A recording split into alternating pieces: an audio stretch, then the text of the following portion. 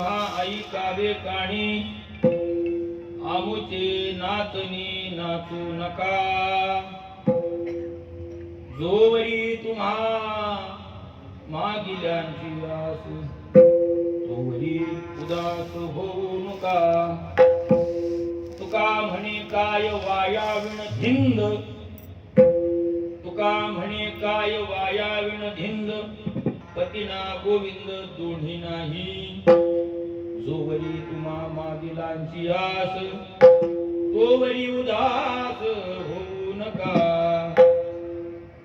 पांडुरंगा करू प्रथम नमन दुसरे चरणा संतांची त्यांच्या कृपादाने कथेचा विस्तारू बाबाजी सद्गुरु दास तुका नमो सद्गुरु तुकया ज्ञान दीपा नमो सद्गुरु सच्चिदानंद रूपा नमो सद्गुरु भक्त कल्याण मूर्ती नमो सद्गुरु भास्करा पूर्ण कीर्ती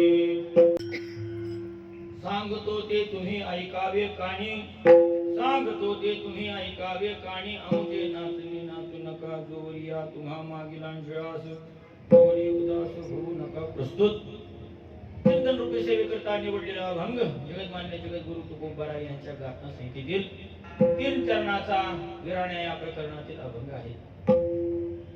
तुकाराम महाराजांच्या गाथाचा विचार केला असता गाथामध्ये 4092 अभंग आहेत. 4092 अभंगाचं जर वर्गीकरण केलं काही अभंग नामपर आहेत काही अभंग संतपरत काही भांडणाचे आहेत काही अद्वैतपर आहेत काही करुणापर आहेत काही बाळकडीचे आहेत प्रकरण पडले बघा काही बाळकडीचे आहेत चालू मालूचे आहेत गवळणी आहेत अनेक प्रकरणे पायकाचं प्रकरण आहे मुंडाचं प्रकरण आहे भाग नावाचं प्रकरण आहे सौरी नावाचं प्रकरण आहे अशी प्रकरण आहेत. त्या प्रकरणामध्ये पूर्वी जो आम्ही ज्या गाठ्यावरती गाथा पाठ केला त्या अभंगामध्ये विराण्या नावाचं प्रकरण आहे ते आता तात्यांनी जो गाथा काढलाय त्या प्रकरणाला व्यभिचार भावाचे अभंग असं त्यांनी टायटल शीर्षक दिले. आता जो काही गाथा आहे त्यामध्ये व्यभिचार भावाचे अभंग कोणी पूर्वी आम्ही जो गाथा पाठ केला त्याच्यामध्ये विराण्या नावाचं असं प्रकरण होतं. आता ते का कमी केलं का वाढवलं याच्याविषयी आम्हाला काही इथं उहापोह मांडायचा नाही परंतु विराण्या शब्दाचा अर्थ सांगतो.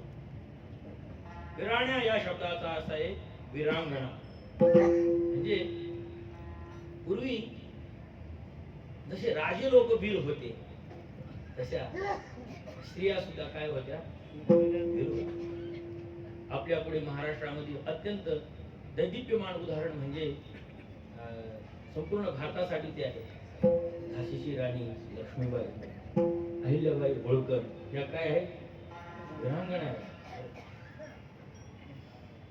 तारा राणी सरकार हे काय विरांगणा आहे विरांगणा संबोधलं जाते. मग तुकाराम महाराजाचं व्यवहारातल्या विरांगणेचं वर्णन कधी करणार नाही. तुकाराम महाराज कोणत्या विरांगणेचं वर्णन करतात. तुकाराम महाराज परमार्थाला निघालेल्या वीर स्त्रीचं वर्णन करतात. हे एक रूपक आहे. म्हणून परमार्थ करणाऱ्या साधकाने परमार्थ कसा करावा याचं तुकाराम महाराज या अभंगातून मार्गदर्शन करतात. मार्गदर्शन करत असताना तुकाराम महाराज इतर वेळेला संतांना मोठेपण देतात की तुम्ही संतांकडे पाहून परमार्थ करा. परंतु तुकाराम महाराज या अभंगातून सांगतात तुम्ही जर आमच्याकडे पाहून परमार्थ करत असाल ना तर आमच्याकडे पाहून परमार्थ करणाऱ्या लोकांना सावधान. आमच्याकडे पाहून परमार्थ करत असताना सावधानतेने परमार्थ करा कारण आमच्यासारखा परमार्थ तुम्हाला केव्हाही शक्य होणार नाही. म्हणून आमच्या नादी लागू नका. काय तुकाराम महाराज स्वतःच्या नादी लागू नाहीत म्हणतात. जग तर असं सांगतं ज्ञानोबराय तुकोबराय शिवाय जगाला पर्याय नाही. तुकाराम महाराज सांगतात की आमच्या नादी लागू नका. बरं का परमार्थाचा विचार करत असताना या अभंगामध्ये पहिला एक शब्द महत्वाचा आहे सांगतो. ना मोबाईल खाली पहा काय सांगतो सांगतो. या जगामध्ये सांगणारी माणसं भरपूर आहेत. काय आहे सांगणारी माणसं भरपूर आहेत परंतु ऐका सांगणाऱ्या माणसापेक्षा सांगून जगणारी माणसं कमी. आमचे गुरुजी नेहमी एक वाक्य सांगायचे ते म्हणायचे सांगणाऱ्याला जगता येत नाही आणि जगणाऱ्याला सांगायची गरजच वाटत नाही. मग का हो? वाक्य असं आहे, सांगणाऱ्याला जगता येईल असं नाही आणि जगणाऱ्याला सांगायची गरज नाही. तुकाराम महाराज गरज नसताना का सांगतात? त्याचं उत्तर एकच आहे, सांगायासी लोका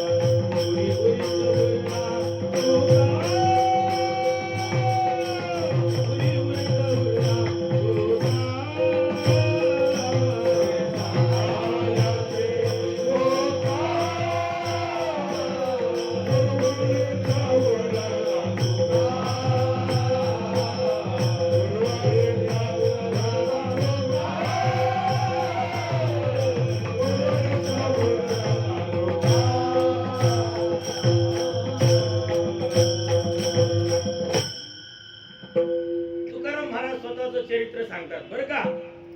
मोठी लोक स्वतःचं चरित्र सांगत नाहीत. माझं वाक्य नीट ऐका. मोठी लोक स्वतःचं चरित्र सांगत नाहीत. मोठं वाक्य आहे, मोठी लोक आपलं चरित्र कोणापुढेही सांगत नाही. म्हणजे अर्थ काय माहिती का? आपलं चरित्र ऐकणारा माणूस आपल्या योग्यतेचा आहे का नाही हे जोपर्यंत त्यांना कळत नाही तोपर्यंत ते चरित्र सांगत नाही बरं का. तुमचं चरित्र जर तुम्ही तुमच्या अनाधिकाऱ्याला एखाद्याला सांगितलं, तुमच्या चरित्राची तो गंमत करेल. लहान मुलगा आहे बरं का बाबा, आता तुमचं वय 70 का असेल, 50 60 70 अंदाज काय, मी तुम्हाला काय मतदान करा करू नका असं म्हणणार आहे. 70 वय आहे. खरं सांगा, तुम्ही ज्यावेळेस नवीन नवीन काम करू लागले 70 वर्षापूर्वी, तुम्हाला रोज किती रुपये होता? एक दिवसाला रोज 10 रुपये होता. खरं सांगा, आता तुमच्या नाताला सांगून पटेल का ते? का? तुमच्या नाताचं पॉकेट मनी सकाळच्या नाश्त्याचा 500 रुपये. 500 रुपये तुमचं जास्तही असेल, तुमचं टर्नओव्हर जास्त असलं तर मला काही त्याचं म्हणायचं नाही, पण तुमच्या नाताला तुमच्या 10 रुपयाची किंमत असेल का? त्याला जर तुम्ही 1000 रुपये दिले आणि बाळा हे 10 मिनिटात संपवायचे, तर तो किती मिनिटात संपवेल? 1 मिनिटात संपवेल. 10 मिनिटं लागूनच देणार नाही. किती मिनिटं लागून देणार नाही? 10 मिनिटं लागूनच देणार नाही. 1 मिनिटात तो 1000 रुपये संपवेल. पण तेच 1000 रुपये जर तुम्हाला दिले, तुम्ही काय करणार? अरे 1000 रुपये कमवण्यासाठी 10 रुपयाचं दिवसाला नोकरी करत होतो. काय तुम्हाला जाणीव? ज्या माणसाला ज्या गोष्टीची जाणीव असते ना, त्या माणसापाशी ती गोष्ट तुम्ही जर वैचारिक दृष्टी मांडली, त्या गोष्टीचा त्या माणसाला काय कळेल? आदर असतो, त्याचं महत्व असतं. अन्यथा ज्या गोष्टीचं ज्या माणसाला ज्ञान नाही, ती गोष्ट तुम्ही त्या माणसापुढे सांगायला लागले ना, तो त्याचा नेहमी अनादर करतो. म्हणून तुकाराम महाराज म्हणतात, माझं चरित्र मी कोणापुढे सांगत नाही, पण माझ्यासारखे आले म्हणून मी तुम्हाला सांगतोय.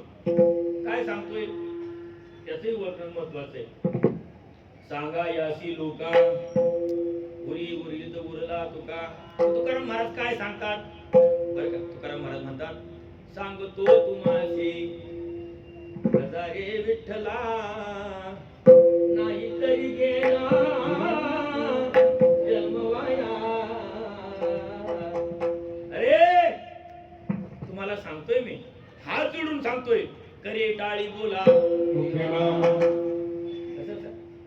करे टाळी बोला, विठ्ठल विठ्ठल हा सुख सोहळा, कृष्ण विष्णू हरी गोविंद या नामाचे निखळ प्रबंध, माझी आत्मचर्चा विशद असं महात्म्यांचं चरित्र आहे. महाराज म्हणतात, हे तुम्ही नामस्मरण करा, तुम्ही भक्ती करा आणि तुम्ही भक्तीच्या पाठीमागे या, असं तुकाराम महाराज सर्वांना आमंत्रण देतात. काय आमंत्रण देतात? ज्ञानोबराय कोणाकोणाला भक्ती करायला सांगतात? गाते, श्रोते आणि पाहते, चतुर विनोदी, दुष्टिती, सोहम भावी, पूर्ण ज्ञाती, या सकळाती विनविनी करा विठ्ठल स्मरण, नाम रूपी अनुसंधान, कानोनी भक्ता भवलक्षण जगन प्रमाण तसे. लावण्य, मान्यता, विद्यावंत सगळ्यांना आमंत्रण देतात. जसं ज्ञानोबराय आमंत्रण देतात ना, तसं तुकाराम महाराज सुद्धा आमंत्रण देतात. अभंगाची सांगतो. ज्ञानोबराय आमंत्रण देतात, मग कोणतं? हे पहिलं अभंग. तुकाराम महाराज आमंत्रण देतात, कोणतं? यारी यारी लहान थोर, याती भरती नारी नर, करावा विचार नलगे चिंता कोणासी, कामी गुंतले कामी, जपी तपी येथे. चुकलं सांग. जपी तपी येथे दमी, लाविले मतमामी, मुक्ता आणि मुक्षा एकंदर शिक्का, पाठविला येही लोका, आलो म्हणे तुका मी नामाचा धारक. आलो कशाला? सांगाया. महत्वाचं आहे, मी सांगायला आलोय. मग काय सांगतोय? अरे तुम्ही नामस्मरण करा, नामस्मरण करा. आता नामस्मरण करा, नामस्मरण करा, नामस्मरण करा. घरी नामस्मरण होतं का हो? घरी नामस्मरण होत नाही. मग लोकांना असं वाटायला लागलं आम्ही तुकाराम महाराजांच्या बरोबर गेलो पाहिजे. लोकांचा स्वभाव झाला. लोक जर कीर्तनाला आली ना की लोकांना भाव हो वाटतं. लोक आखाड्यावर गेली ना त्यांना पैलवान हो वाटतं. लोक अंबानीच्या घराच्या समोर गेली ना त्यांना वाटतं मी पुढे व्हावं. हो वाटतं का नाही? का तुमच्या काय म्हणते? काय नाही म्हणतात हो वाटतंय का नाही? जागीरदार तबला ऐकल्यानंतर आपल्याला काय वाटतं? हो वाटतंय का नाही? आम्ही भीमसेन जोशींचं गाणं ऐकायला जायचो. अण्णा असं बसायचे, काय त्यांचा रुबा बसायचा बरं का. मला म्हणायचे आव आव उस्ताद आव. त्यांचं आमचं प्रेम होतं बरं का. त्यांना पाहिल्यानंतर मला काय वाटायचं? जोशी व्हावं. स्वर लावायची पंचायत. स्वर लावायची काय पंचायत. लोकांना वातावरण पाहिलं ना, गावागावाला सब्जाचं वातावरण असतं. प्रत्येकाला वाटतं मी माळ घालावी, काला होऊ द्या. दुसऱ्या दिवशी आपलं काय काम आहे कधी वातावरण. जसं वातावरण असताना तसं माणसं बदलत असतात. तुकाराम महाराजांच्या बरोबर वातावरणामध्ये काही माणसं आली आणि वातावरणामध्ये काही माणसं आल्यानंतर की म्हणतात महाराज तुम्ही सर्वसामान्य एका कुळामध्ये जन्माला आले तुकोबाराय आणि तुम्ही काय झाले जगद्गुरु पदापर्यंत गेले. काय झाले? आम्हालाही तुमच्यासारखं व्हायचंय. काय म्हणतात? आम्हाला तुमच्यासारखं व्हायचंय. ए भल्या माणसा, माझ्यासारखं व्हायचंय, तू नाद करू नको. कोण म्हणते? तुकाराम महाराज त्याला म्हणतात तुला माझ्यासारखं व्हायचे ना, नाद करू नको. का नाद करू नको? आणि मला जी साधना झाली ना ती तुला कधीच होणार नाही. मग महाराज तुम्हाला काय साधना झाली? तुकाराम महाराज साधना सांगतात, ए तुला आहे ना स्तुती पचवायची ताकद नसेल तर चालेल. तुला स्तुती पचवायची ताकद नसेल तरी चालेल, पण तुला निंदा केलेली ताकद, तुला निंदा पचवायची ताकद पाहिजे. काय ताकद पाहिजे? परमार्थ करणाऱ्या साधकाची स्तुती होती आणि निंदा होती, त्याने दोन्ही पचवायची ताकद ठेवायला लागते. ज्याला स्तुती आणि निंदा पचवता आली तो परमार्थामध्ये श्रेष्ठ झाला. बरं का? दासबोधामध्ये समर्थ स्वामी महाराज खूप गोड होई सांगतात. ती म्हणतात स्तुती होता आनंदला. काय म्हणतात? स्तुती होता आनंदला की निंदा होता रडाला. या तोही माझी न सापडला तोची धन्य. निंदी कोणी मारी? तुकाराम महाराजांचं. वंदी कोणी पूजा करी? म्हणजे हेही नाही तेही नाही. गीता तुल्य निंदा असतो मोमी संतुष्ट येणं केलीचे. बरं का? ज्ञानेश्वरी जो स्तुती ते श्लाघे निंदे ते नेगे. असं ज्याचं वातावरण आहे, असं ज्याचं जीवन आहे, असं ज्याला होता येईल त्याला परमार्थ होईल. महाराज मग तुम्ही निंदा सहन केली का? हो. क्षण भरी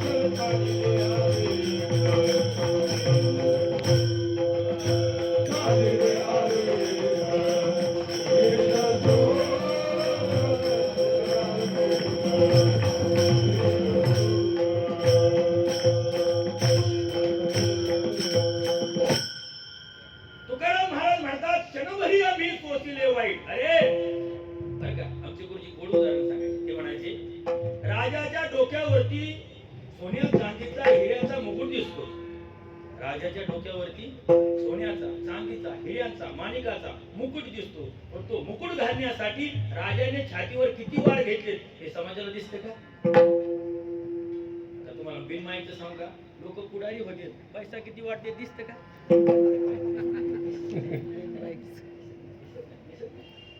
असंच आहे गणित. गणित काय आहे? गणित कसं आहे? माणसाचं संघर्ष माणसाला दिसत नाही, नेहमी समाजाला त्याची प्रगती दिसत असते. का समाजाला प्रगती दिसती? संघर्षाच्या वेळेस समाज नसतो, समाज फक्त प्रगतीच्या वेळेस असतो. आमचे गुरुजी मला नेहमी सांगायचे, देवेंद्र जोपर्यंत तुझा स्ट्रगल आहे ना, लोक तुझ्याकडे ढुंकून पाहणार नाही. एकदा तुझी प्रगती होऊ दे, तू गुहेत जाऊन बस, लोक तुझ्या तिथंच कीर्तन ऐकायला येतील. महात्म्याची वाक्य महाराज खोटी होत नाही, मी त्याचा रोज अनुभव घेतो. क्षणभरी आम्ही सोसले वाईट. तुकाराम महाराज म्हणतात मी मोठा झालोय ना, असा सहज झालो नाही, मी क्षणभर वाईट सोसलं. आपण विचार केला, महात्म्यांनी क्षणभर, ते काय म्हणतात, मी क्षणभर वाईट सोसलो. किती क्षणभर वाईट सोसलं असेल बघा, कल्पना करा. आज ज्ञानोबरायांची पालखी चाललेली आहे. ज्ञानोबराय किती दैदिप्यमान ऐश्वर्यात चालतात. चांदीचा रथ, पंखा, चौरी, भालदार, चौबदार, जरीचा झेंडा, अश्वत, वैभवात ज्ञानोबराय चालतात. कमीत कमी 200-300 दिंड्या घेऊन ज्ञानोबराय पंढरपूरला जातात. तेच ज्ञानोबराय प्रत्यक्ष आळंदीहून पंढरपूरला जात असतील ना, ज्ञानोबरायच्या पायात चप्पलही नव्हती हो. होती का चप्पल? चप्पलही नव्हती मला. 2 टाइम खायची भ्रांत होती. क्षणभरी आम्ही सोसले. त्याला काय म्हणावं? क्षणभरी आम्ही. ज्ञानोबरायांचे आई वडील ज्ञानोबरायांना सोडून गेले. आळंदीच्या ब्रह्मवृंदाने आज्ञा केली, उद्याचा सूर्य उगवलेला सूर्य तुम्ही आळंदीत पाहायचा नाही. पत्र दिलं. पत्र दिल्यानंतर ज्ञानोबरायांचे आई वडील सिद्धपेठात आले. इंद्रायणीचं स्नान केलं, सिद्धेश्वराचं दर्शन घेतलं. सिद्धेश्वराला नमस्कार करून सिद्धेश्वराला सांगतात, आम्ही जातो आमच्या गावा,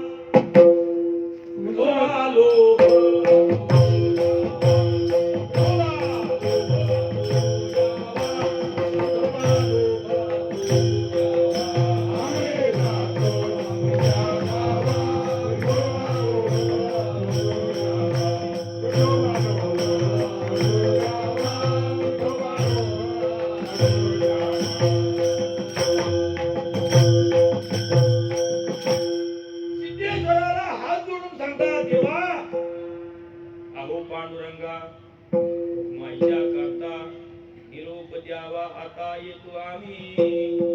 राही रखुमाबाई सत्यभामा माता निरोप द्यावा आता येतो आम्ही. नमस्कार. सिद्धेश्वराचं दर्शन घेऊन सिद्धपेठात येतात. आल्यानंतर निवृत्तीनाथ, ज्ञानोबराय, सोपानदेव, मुक्ताबाई झोपलेली होती. झोपलेली असता रुक्मिणी आई साहेबांना सांगितलं आवरा. रुक्मिणी आई साहेबांनी कपडे गुंढाळले, कपड्याचा भरताना कसा तरी आवाज आला. निवृत्तीनाथ जागे झाले. जागे झाल्यानंतर बाबा इतक्या रात्री कपडे भरून तुम्ही पुढे चालले? आवाज करू नको, तुला सांगतो आपली हाल अपेक्षा काय चालली तुला माहिती आहे ना? हो बाबा, आपल्या आम्ही संन्यासाची पोर आहोत म्हणून आमची अवेलना करता, संन्यासानंतर तुम्हाला मुलं झाली म्हणून तुमची अवेलना करता. मग ऐक, उद्यापासून हे होणार नाही. कसं काय होणार नाही? आम्ही देवाच्या घरी चाललोय. काय शब्द आहे? आम्ही देवाच्या, मला समजलं नाही. आम्ही देहांत घ्यायला चाललो, देहांत बायचे घ्यायला चाललो. बाबा हा निर्णय तुमच्या भल्यासाठी आम्ही आमचा अंत तयार करायला तयार. निवृत्तीनाथांचं हृदय भरून आलं. जातो यांचं पालन पोषण करायची जबाबदारी निवृत्ती तुझी. यांना भूक लागल्यानंतर 2 घास देण्याची जबाबदारी तुझी आहे. यांचं लाड कोड कौतुक करण्याची जबाबदारी निवृत्ती तुझी आहे.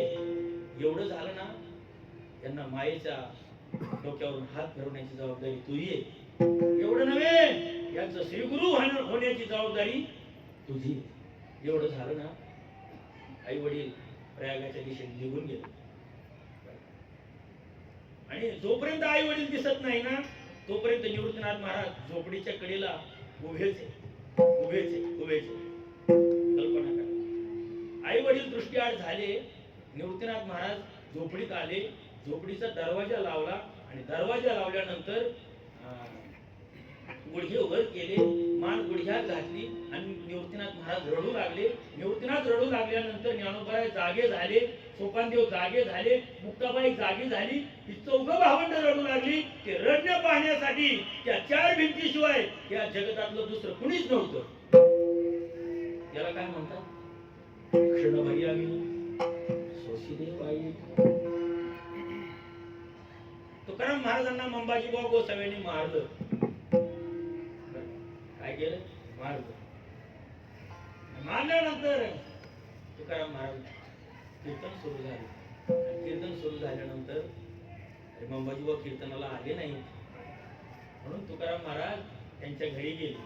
मंबाजी म्हणतात, काय तुला मारलं ना, माझे हात दुखायला लागले म्हणून तुकाराम महाराजांनी त्यांच्या हाताला तेल लावून त्यांची मालिश केली. मला तुम्ही मारलं, तुमचे हात दुखले असतील, हाताचं भाऊ होईल का असं?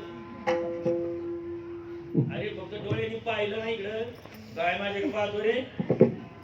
मारणं हात सोडणं ते लय चरित्र आहे. भावी पुराणी असं. तुकाराम महाराज म्हणतात, आम्ही हे वाईट दिवस सोसले. त्या वाईट दिवस सोसल्याचा परिणाम काय झाला? आम्ही वाईट सोसलं. पण कोणतं वाईट सोसलं?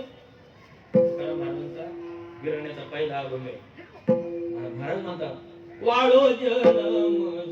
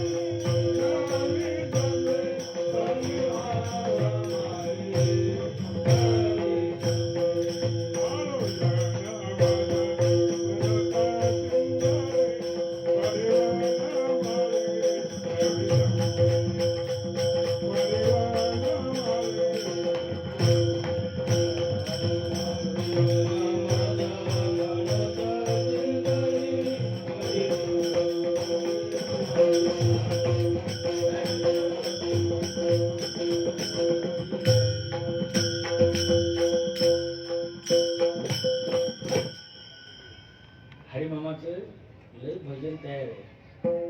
हरिमामा मोठ्याचं माणूस आहे. हरिमामा वैकुंठवासी गाथामूर्ती कारभाऱ्यांची भाची आहे. त्यांनी आयुष्यभर कारभाऱ्याचं भजन ऐकले बरं का. कपड्यावर पंच माणसाला जेच करायचं नसतं. वाळो जनमज मनोत सुंदरी परिहावन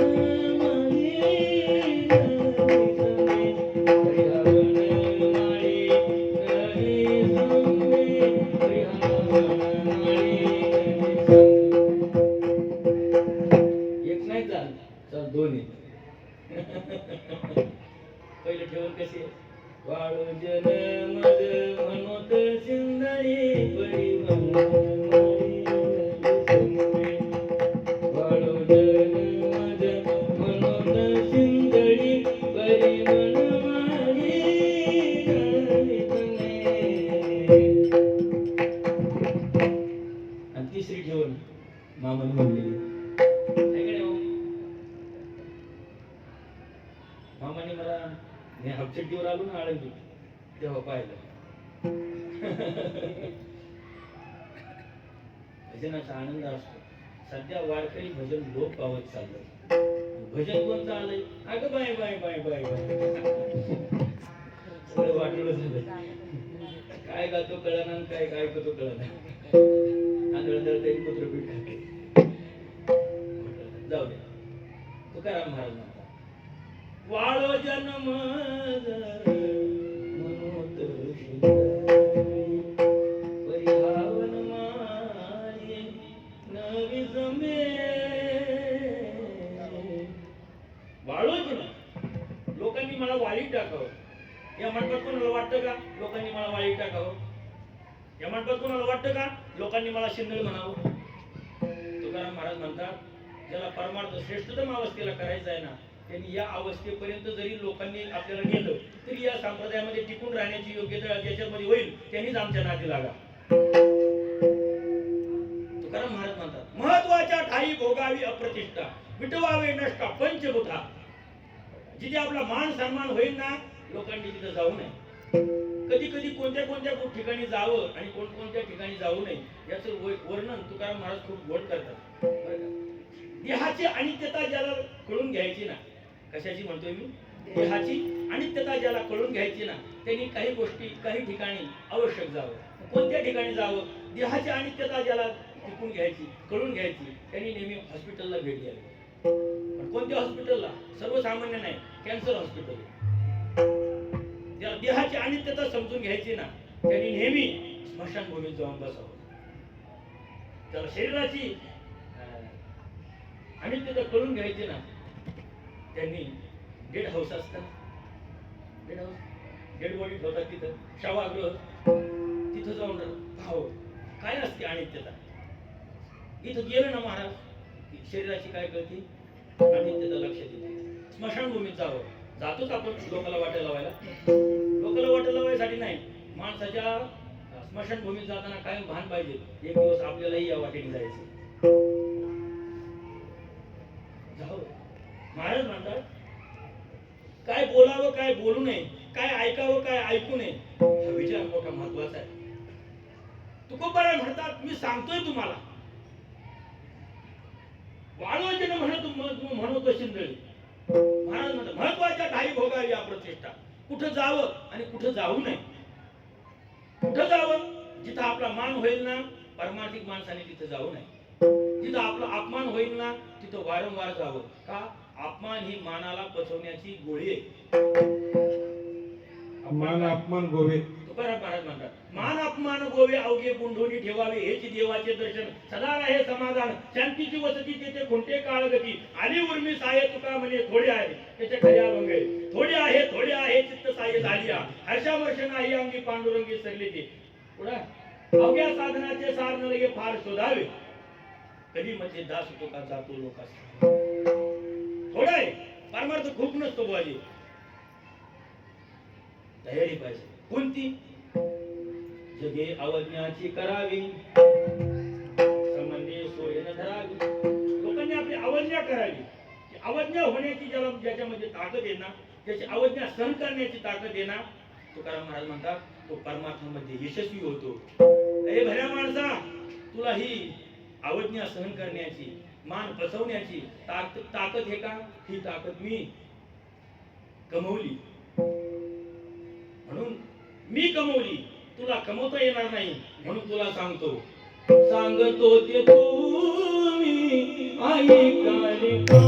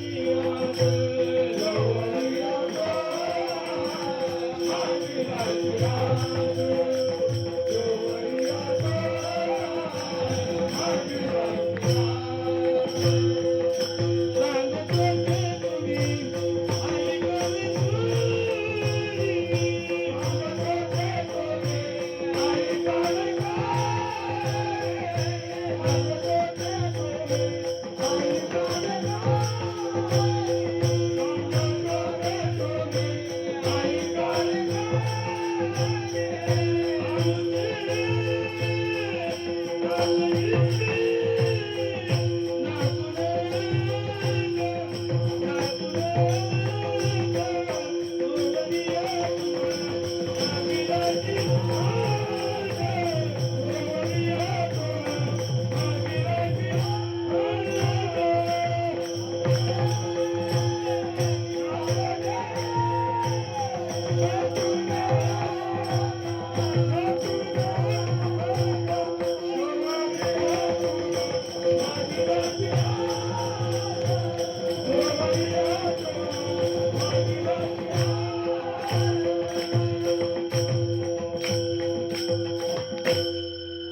महाराज म्हणतात बरं का, जोपर्यंत आवाज वर जात नाही ना तोपर्यंत आमची नागरी नागू नका.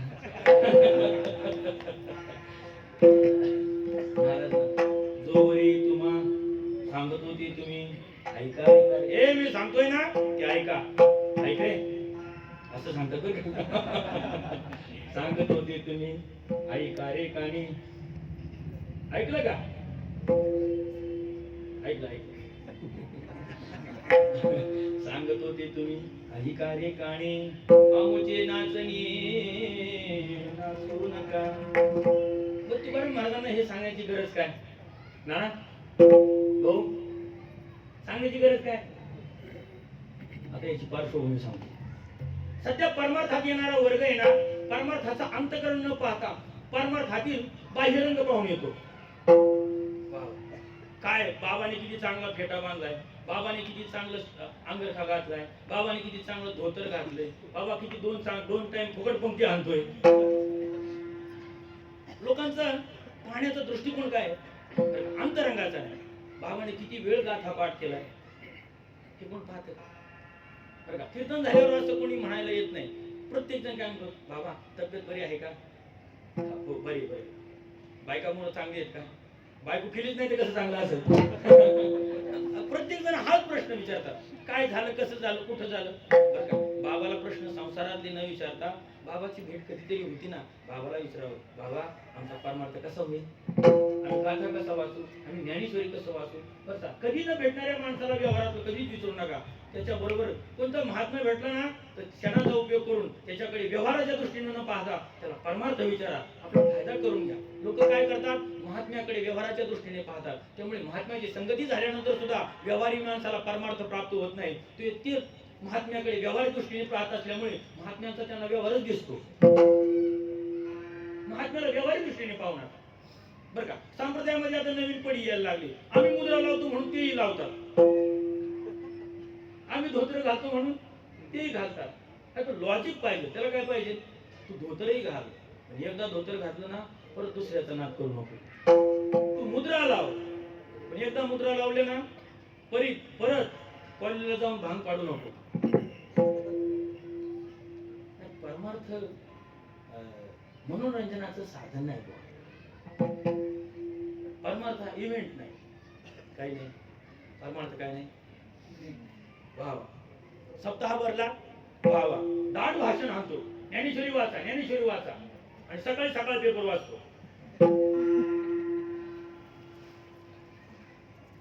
मी पेपर वाचत होतो सकाळी कुठे संस्थेचं पेपर आला आणि संस्थेमध्ये पेपर वाचत बसलो. मी खालती खोली आहे ना बुवा आली तिकडून आमची गुरुजी श्री गुरु गोविंदवासी विठ्ठल महाराज गुरेबा. पेपर पाहिला माझ्या हातात मी टाकून दिला.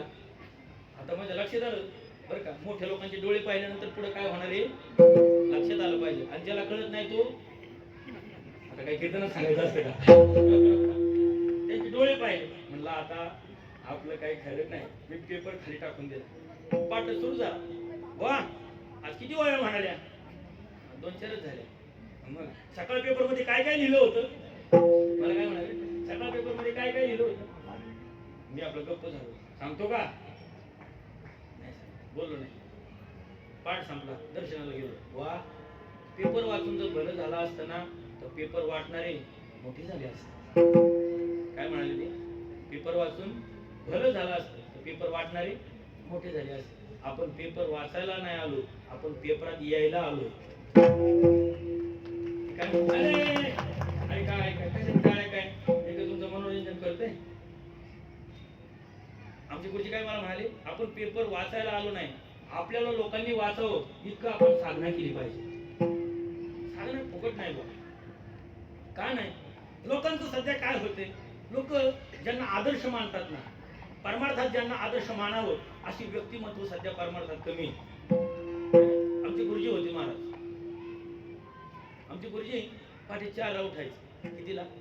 4चा नियम चुकला नाही महाराष्ट्रात. आदर्श. स्नान झाल्याशिवाय नाना पोथीला हात लावत नव्हते. किती ताप येऊ द्या, थंडी येऊ द्या, किती आजारी असू द्या, कॅन्सर होतं त्यांना, काय होतं, किती आजारी असू द्या, बुवाजी 4चा नियम चुकला नाही त्यांचं आयुष्यभर शेवटपर्यंत.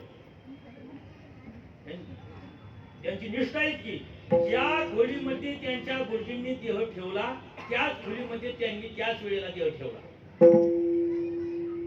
मोठी लोक असतात महाराज.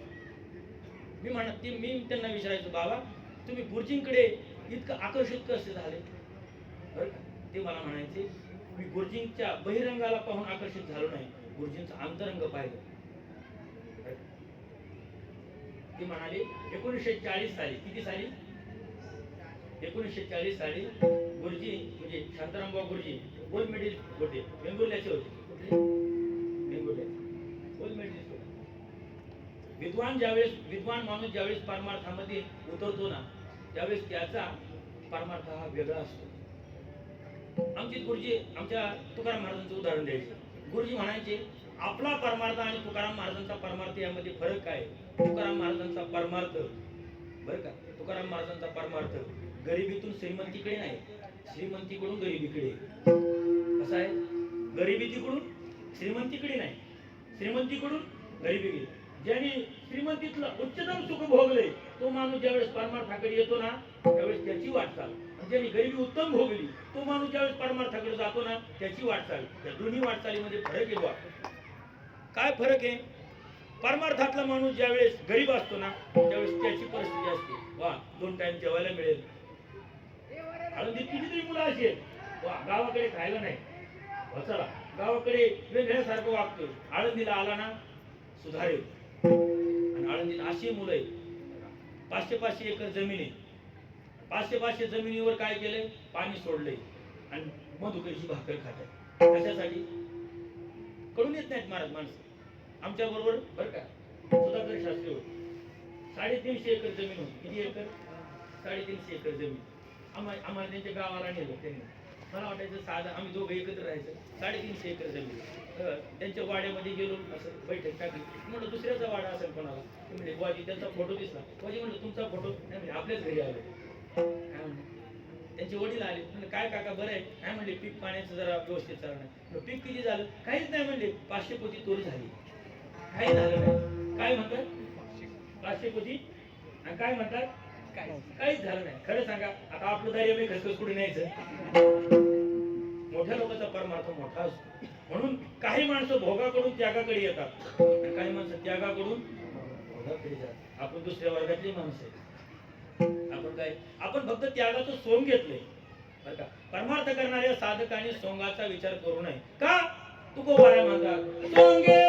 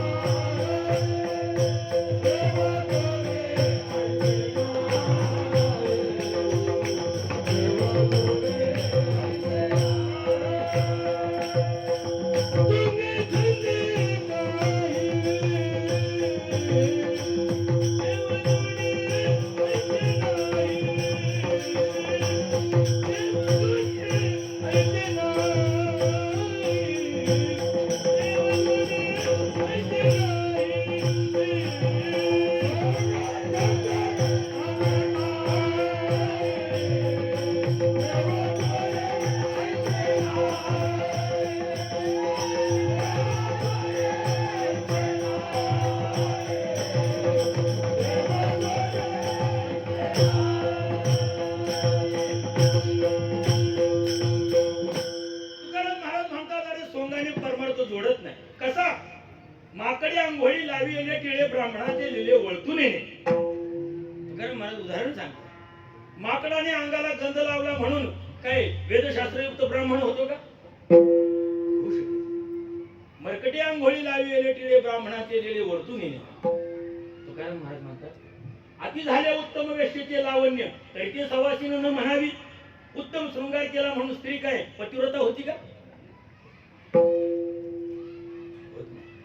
होत नाही. महाराज म्हणतात, मान भले पण नाही फुकासाठी तयाची या पाठी झीज आहे. फुकट नाही, सोंगाने काहीच मिळत नाही. बरं, परमार्थ करणाऱ्या माणसाने सोंगाकडे पाहून न परमार्थ करता अंतरंगाकडे पाहून परमार्थ करावा. म्हणजे जी माणसं सोंग करतात ना, त्यांच्या पाठीमागे न जाता जे अंतःकरणाने युक्त आहेत त्यांच्या परमार्थ पाठीमागे जावं. म्हणजे गुरुजी म्हणायचे, अरे अशाच्या जाऊन पाया पडा की ज्यांचे पाय भरलेले नाहीत. भरलेल्या पायाच्या जे जाऊन पाया पडतात ना, त्यांची परिस्थिती अशी होईल की पाया पडतील. भरलेल्या पायाची घाण तुमच्या कपाळाला लागेल. कपाळाला लागलेली घाण धुण्यासाठी मोठा परिश्रम करावा लागेल. तो परिश्रम तुमच्या जीवनाचं वाटोळं करेल. खूप माणसं असतात जीवनामध्ये, एक टर्निंग पॉइंट असतो, एक वळण असतं. त्या वळणावर तुम्ही योग्य दिशेने जाताय, अयोग्य दिशेने जाताय हे तुमच्या लक्षातच येत नाही. आणि ज्या दिवशी लक्षात येतं ना, त्यावेळेस वेळ निघून गेलेली असते. कितीतरी लोकांची. आमच्याकडे एक चक्कर मामा म्हणून, काय म्हणा चक्कर मामा, तुम्ही पाहिले त्यांना गाथा पाठवता. काय होता? गाथा पाठवता. कुठं होते त्यांचं गाव सांगतो तुम्हाला, पारगावचे होते. कुठले? घाटाव आहे ना आपलं पारगावचे. मी त्यांना विचारलं, मामा तुम्हाला गाथा पाठ आहे बा? मी लहान, कसं काय तुम्हाला गाथा पाठ आहे? वा, गाथा सहज पाठ नाही झालं. मग काय झालं? म्हणली, पहिला मी गुंड होतो. मामा तुमच्याकडे पाहून वाटत नाही? अरे हो, खरंच गुंड होतो. त्यांनी फेटा काढला आणि कुऱ्हाडीचा वार दाखवला. काय दाखवला? कुऱ्हाडीचा वार दाखवला. का हो? काय म्हणले, मी आतापर्यंत 11 जण मारले. किती जण? गाथा आणि पाटण 11 मारले. नाही म्हणले, 11वा मारल्यानंतर मला अटक झाली. नाही का, इनाम ठेवतात. चोर सापडत नाही, दरोडेखोर सापडत नाही, त्याला काय ठेवतात? इनाम ठेवतात. इनाम त्यांच्यावर ठेवलं आणि इनाम ठेवल्यानंतर त्यांनी शरणागती पत्र, यशवंतराव चव्हाणांनी त्यांना काय करावं लावली? शरणागती, काय माफी काय देतात ना, ते असं द्यायला लावलं. त्यांची येरवड्यामध्ये ते राहिले. येरवड्यामध्ये काय त्यांनी 24 वर्ष सजा भोगली. किती वर्ष? 24 वर्ष सजा भोगली. म्हणजे 24 वर्षामध्ये मी गाथा आणि ज्ञानेश्वरी सोडून दुसरं काही वाचू नाही. बाहेर येताना मी मवाली म्हणून आतमध्ये गेलो. आतमध्ये जाताना मी मवाली म्हणून आतमध्ये गेलो. बाहेर येताना मी एक आळंदी पंढरीचा वारकरी म्हणून बाहेर आलो. काय नाही का? तुमच्या जीवनाला एक पॉइंट होता की तुम्ही मवाली होते. तुम्हाला संगती कोणाची झाली? ज्ञानोबरायची, कोबरायची. त्यांना मवाली म्हणून बरं का, जन्माला जरी ते मवाली म्हणून आले ना, तर मारताना ते मवाली म्हणून मरले नाही, मारताना ते वारकरी म्हणून गेले. काय मला सांगायचंय काय माहितीये का तुम्हाला? तुम्ही कोणाकडे पाहून जगता याला खूप महत्व आहे. तुकाराम महाराज म्हणतात, तुम्ही जर माझ्या बाह्यांगाला पाहून जगत असताल ना, तुम्ही परमार्थात येत असाल ना, तर येऊ नका. का? सांगतो ते तुम्ही ऐका रे कानी, आमुचे नाचणे नाचू नका. का नाचू नका? त्याचं उत्तर सांगतात, जोवरी तुमा, जोवरी तुमा,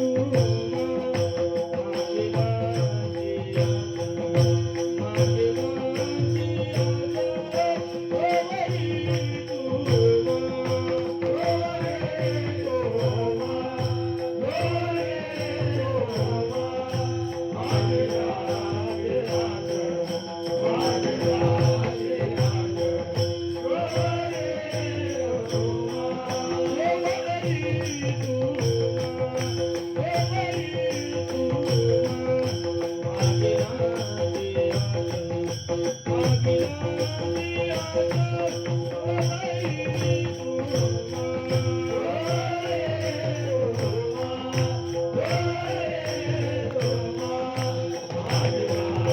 माझे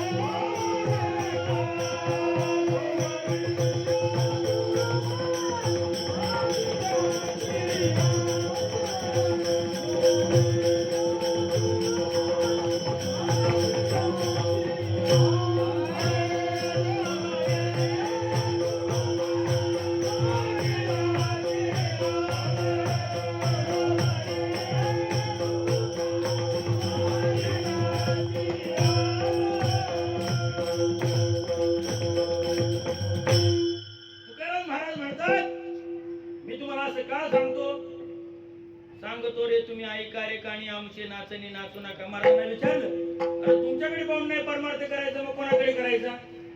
तुकाराम महाराज त्याचं उत्तर देतात, मी तुला काय सांगतो माहितीये का, आमच्याकडे पाहून परमार्थ करू नको.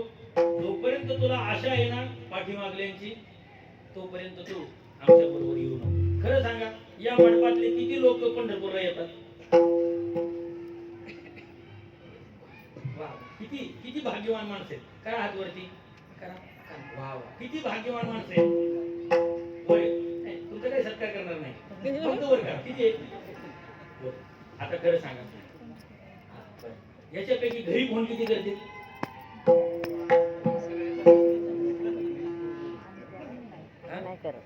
करत नाही. घरच्यांनाच वाटतंय गेलेच जाऊ दे बरं. फोन कशाला करते?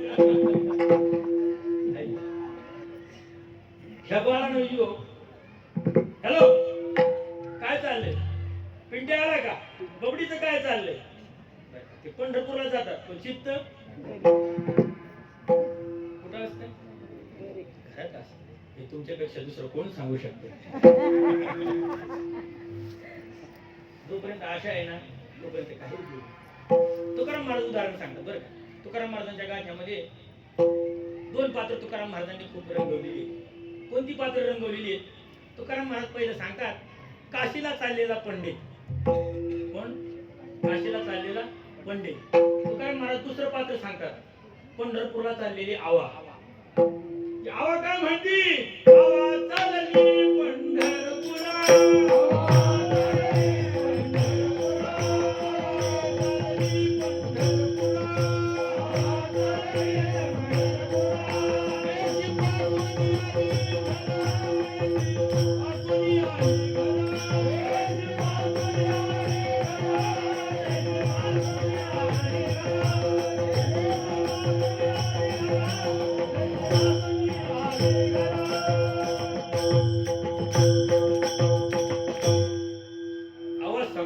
पंडितराव दे, पुढच्या वेळेस सांगतो बरं का ना. आवा नावाची बाई ऐरोली सेक्टर नंबर, ते घोटाळ्याच्यात आम्ही इकडे इकडे एकला गेलो तिकडे. ते सेक्टर आता पाठ करून ठेवलं पाहिजे. दादू काय केलं पाहिजे? हा, घोटाळा होते बरं का. आवा नावाची महिला कुठं होती? Sector number. आता बघा कोणी आवा ते आवा होती, खमंग होती. कशी होती? खमंग कळते का तुम्हाला? ती खट मी खट आवा आहे ना, खटल्याच्या घरातली होती. खटल्याचं घर कळतं का? आवा खटल्याच्या घरातली दुसरी पत्नी होती. पतीला किती माणसं होती? 2 मंडळी होती. 2 मंडळी. ही थोरली होती आणि दुसरी धाकटी होती. आता तुम्हाला चरित्र व्यवस्थित कळत. आवा आता पूर्वीचा परमार्थ, पूर्वीचा व्यवहार, शेतीला पूरक अशी साधनं लोक वापरायची. मग शेतीला जोडधंदा कोणता होता? पशुपालन. कशाचा होता? पशुपालन. दुग्ध व्यवसाय हा शेतीला काय होता? पूरक जोडधंदा होता. महाराज सगळे काही मुंबईमध्ये राहणारे नाहीत, मला माहितीच ना. सगळे गावाकडचीच माणसं आहेत, पण व्यवहारासाठी कुठे आलेले. आता इकडे येऊन नंतर यांचा जन्म झाला, इकडे स्थायिक झाले म्हणून द्या सोडून. शेतीला पूरक धंदा. त्या आता पंढरपूरची वारी निघाली, त्या आवाला म्हणू लागले बरं का, अगं बाई पंढरपूरला जायचं का? पंढरपूरला जायचं का? आम्ही पंढरपूरला निघालोय. तिलाही वाटावं मी पंढरपूरला जावं. बाया निघतात बरं का. किती दिवस कुणाच्या हाताखाली काम करावं वाटतं का नाही? म्हणून पंढरपूरला जातं का नाही? वाटतं. अहो दे महिनाभर सुट्टी, चला पंढरपूरला. काय काका असं वाटतंय? लोकांना नको किटकिट नको बायकोची, चला आपलं धंदा घेतला निघा. असं लोकांचं काही काही लोकांचं परमार्थ आहे. आवाला वाटायचं कशाला काम धंदा नको करायला, अहो आपलं पंढरपूरला बरं का. तुळस डोक्यावर घेतली की लोक पाया पडतायत. किती चांगलं असते. विना घेतलं की लोक दक्षिणा देतात. गोवा झालं की लोक नारळ देतात. चांगलंय म्हणाली. वा वा, हे 1 नंबर चांगलंय. निघाली. निघाल्यानंतर वेशीपर्यंत आली. कुठं आली? चांगलं वळकडी बांधली होती आणि वेशीपर्यंत आली. आणि वेशीपर्यंत आल्यानंतर तिला चिंतन सुरू झालं. काय चिंतन सुरू झालं तिचं? अरे मी पंढरपूरला निघालोय खरे, परंतु सवतीचे चाळे खोटे, हिला जावे से मी वाटे. मी पंढरपूरला जावं हे पहिल्यांदा कोणाला वाटतंय? आता आले रंगारा तुम्ही. पहिलं कोणाला वाटतंय? सवतीचे चाळे खोटे, हिला जावे से मी वाटे. मी गेल्यानंतर ती काय करेल? माझे हातीचा कलवडू. बरं का, पूर्वी शेणाच्या गवऱ्या लावायच्या. काय लावायचे? आणि गवऱ्याचा कलवड लावायचा. कलवड शब्द आमच्या भागातला आहे बरं का. कलवड लावायचे आणि कलवड लावल्यानंतर तो कलवड कधी फोडायची नाहीत माणसं.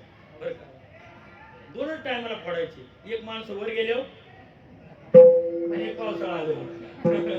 म्हणजे आधी कलवड फोडत नव्हते. मग तिला सोडायला मी पंढरपूरला गेले. महिना कशाचा आहे? पावसाळ्याचा आहे ना. हिनी मैतीच्या नावावर गवऱ्या खबवल्या तर मला काय हे राहणार आहे? बरं, मला 2 मुलं आहेत. त्या 2 मुलांना छोटी छोटी नातवंड आहेत. बरं का, मग त्या मुलांना सोडून मी कुठे जाऊ? ती आव म्हणती. मुले, लेकरे, घरदार हेची माझे पंढरपूर. मुले, लेकरे, घरदार हेची माझे पंढरपूर. ती वेशीपासून आवा वेशीपर्यंत गेली होती पंढरपूरला. निघालेली आवा परत पाठीमागे आली. महाराज म्हणतात, पंडित सांगतात, काशीला चाललेला जातो वाराणसी, निरवी गाई घोडे म्हैसी. हे सगळं चरित्र लांब रचक. माणसाचा परमार्थ कसा आहे? तुकोबाराय म्हणतात, एखाद्याच्या पाठीमाग जात असताना देखू वेखी करती गुरु नाही ठाऊका विचारू. शिकल्यास बोलाचे संपादितो सोंग. बरं का, पोपटाला माणसं शिकवतात बोलायला. काय शिकवतात पोपटाला? बोलायला शिकवतात. पोपटाला बोलायला शिकवल्यानंतर वा वा वा वा वा किती पोपट छान बोलतोय. आणि बोलायला कोणी शिकवलं? माणसाने. तो म्हणला ना राम राम. पोपट काय म्हणतो? राम राम. तुला काय काम? हे राम राम म्हणलं. तो काय म्हणतो? तुला काय काम? पोपट शिकवलेले असतात. बरं का, बरीच माणसं शिकवल्यानंतर आपल्यावर तुम्हाला समजून गेलं घोटाळा करतात. वा, पण परमार्थ करणाऱ्या माणसाने जोपर्यंत त्यांना पाठीमागची आशा आहे ना, जोवरी तुम्हा मागीलांची आस. का आशा आहे? तुकाराम महाराज म्हणतात, परमार्थ करणाऱ्या साधकांनी सर्वप्रथम आशा संपवली पाहिजे. तुकोबाराय म्हणतात, आशा हे समूळ खरोनी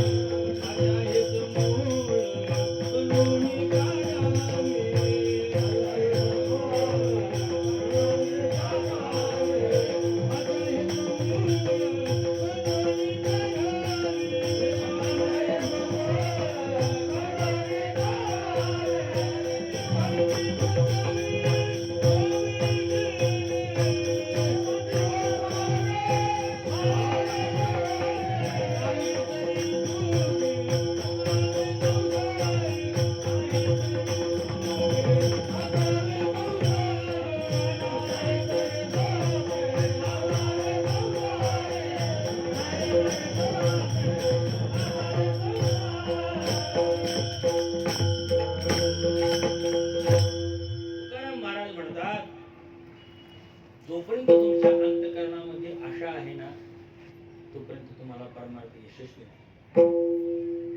जोपर्यंत गुळ खायची इच्छा आहे ना, तोपर्यंत काय नाही, साधन. आशा हे समोर खणून काढा, तेव्हा अरे फकीर व्हायचंय ना, आशा संपव. आशा काय करती? आशा उपजली भगवंतासी, नीच वामनत्व आले ज्ञासी. आशा काय करते? एवढं सांगते तरी खाते. आशा आहे. लिगाडाचे मासी न्याय झाली परी. महाराज आशा काय करते? आशा हे समूळ खणून काढावी, जीवाची गोसावी व्हावे तेणे. महाराज म्हणतात, ज्याला परमार्थामध्ये प्रवेश करायचा आहे ना, त्याने आशा संपली. नाहीतरी सुखे असावे संसारी, फजिती दुसरी करू नये. आशा मारून या जयवंत व्हावे, तेव्हाची निघाले सर्वात. का म्हणे जरी योगाची तातडी, आशेची गुगुडी खरी आली. तुम्हाला जर योग साध्य व्हायचा असेल ना, योग शब्दाचा अर्थ काय? पतंजली सूत्रामध्ये योगाचा अर्थ केला. योगच चित्तवृत्ती निरोध हा.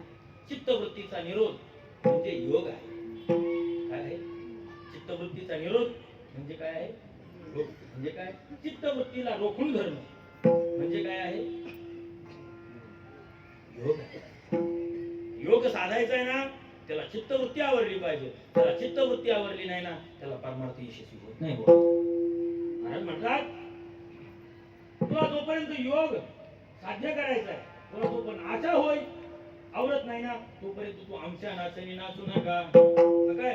जोवरी तुम्हा मागल्यांची आस, तुम्हाला पाठीमागच्यांची आशा आहे ना, मी गेल्यानंतर काय होईल? कितीतरी लोक म्हणतात का नाही या मंडपातले, मी गेल्यानंतर कसं होईल, मी गेल्यानंतर काय होईल? त्यांना आमचं उत्तर आहे, एकदा जाऊन बघ. तू जायच्या दिवशी लोक तुपाचं जेवतील. काय जेवतील? लोकांचा असा गोड गैरसमज असतो, आम्ही हे म्हणून चाललंय. जाऊन बघा, थांबलंय का? आमची पूर्वी आम्हाला सांगायचं, अरे गोमीचा एक पाय मोडला म्हणून काय गोम चालायची राहते का? तसंच एक वाईट. जोवरी तुम्हा मागील तोवरी उदास तोवर तुम्ही उदास होण्याच्या नादी लागू नका.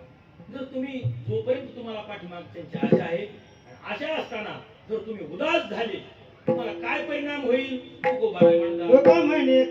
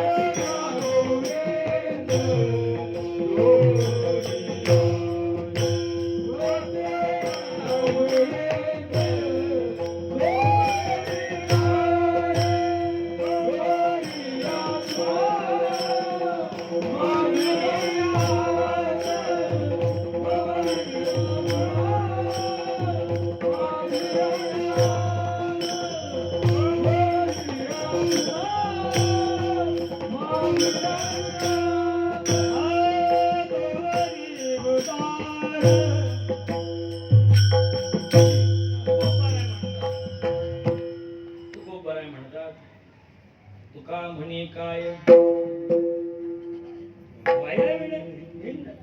अरे तुकाराम महाराज त्याच्यावरती धिक्कार करतात.